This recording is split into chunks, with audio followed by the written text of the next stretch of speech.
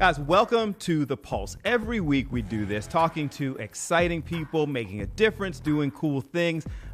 But today is different because we've got some kind of legends in the game. It's not that often that you get to talk to people who have had a career that just moves through generations and still doing their thing.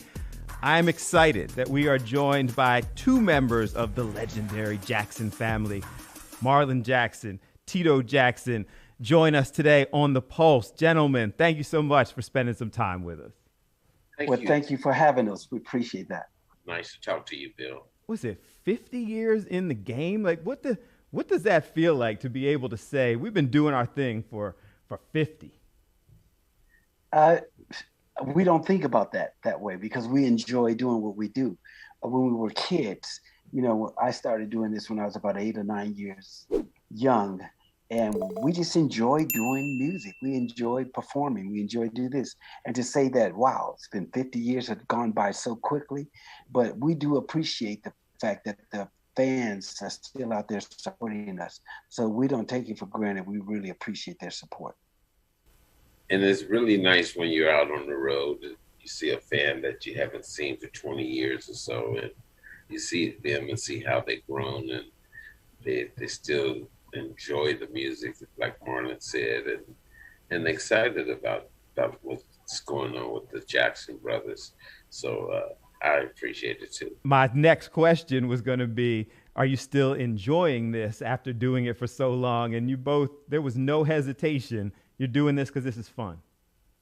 Yes, and the thing about it is, well, when we were kids, what we didn't realize is that the effect that our music had on people around the world.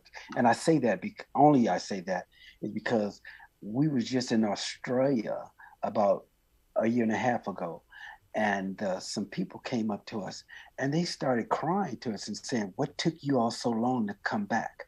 Because we was in Australia in 73 and had not come back until 2014 or something like that.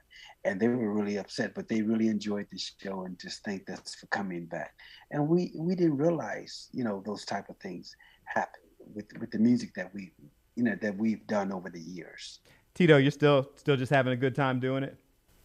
Yeah, I enjoy doing it. Not only do I do the brothers' music, but I go out on a blues thing that I love too as well. I just enjoy playing, making music, and watching the smiles on people's face and getting happy and knowing songs and things of that nature. Marlon, we were talking before we kind of came on the actual show. So you guys were in Tunisia, you're doing Canada, I was not aware, I was aware of all of the success you've had over the years. I wasn't aware you were still doing it like that, still traveling the world. I think we just been blessed. The Lord blessed this family with a musical gift, and we have a brand that's known all around the world. Like I said, we was just in Tunisia. Got to go back to France, go to Canada, then go to Spain and Bulgaria and places like that. We just left the UK and Monaco and things so. We really appreciate it, and the people appreciate it, and I think the reason why the music has lasted so long because it's family-oriented music. It's evergreen music that lasts forever, and we have kids in the audience that weren't even born when these songs were out, and they singing all the lyrics and everything, and they tell us, well, our mom grew up raised us on you guys' music because they loved it, and now they love it. So it's a great thing to know that. When you're young and you're in the middle of it, I don't know. I've never been in the middle of something like that. But if you're young and in the middle of it, I'd imagine it's hard to kind of soak up the impact it's having in the moment. So is it at all surprising to you that, you're having that kind of response from people, overseas, around the world this many years later? Well, you get to respect it a lot more now that you're older age because you understand it. When you're kids, you go to a foreign city, for instance, London, you're not really thinking about the fans as much as you're thinking about going to see the Big Ben or the Hemsley Palace.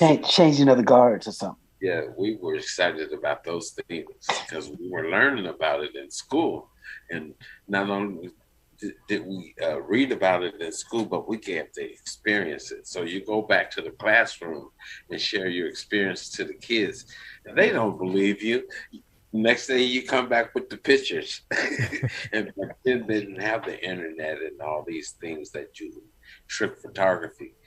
So we Yeah, were quite popular the next day because we got to see the Queen's Palace and Big Ben and all these things.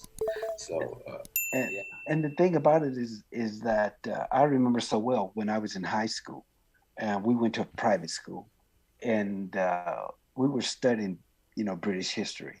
And next thing I know, my father tells us that the Queen wants us to come and perform for her, and that's what happened. And I remember Michael and I in the dressing room, and we heard all this noise outside, and we looked out the window, and there were a sea of horses, and all the guys were dressed so red with the gold helmets on, and there was a chariot, and then somebody blew the horn. The Queen has arrived. The red carpet rolled out, and the Queen and the Duke walked out.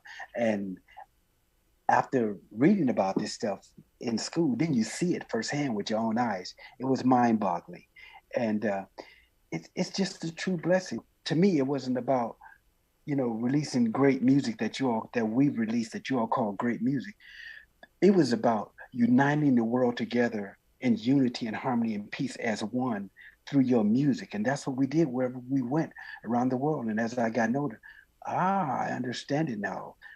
That the whole purpose of it is trying to unify the world together as one in harmony and peace. And that's what it's about, because music is very powerful, universal language. We've always made it a point to visit the underprivileged children, and they used to love when we came by the hospitals, sign their autographs, take pictures, and things of that nature. So it was a good feeling of giving something back as well. I remember one time, and this guy was telling me, because he was so excited to meet us, and he said, "You guys don't know what your music did for me." And I'm saying, "Well, what do you mean?" He said, "Back in those days, they were integrating schools. Black kids and white kids were being integrated to the same school, and we had a lot of problems. It wasn't going well for us at all around the U.S. It wasn't going well." And he said the teacher asked us to write something about our favorite group, and he said everybody wrote about the Jackson 5, the white kids, the black kids, and he said that's the first time we realized that we had something in common, and we all bonded because we all had something to talk about.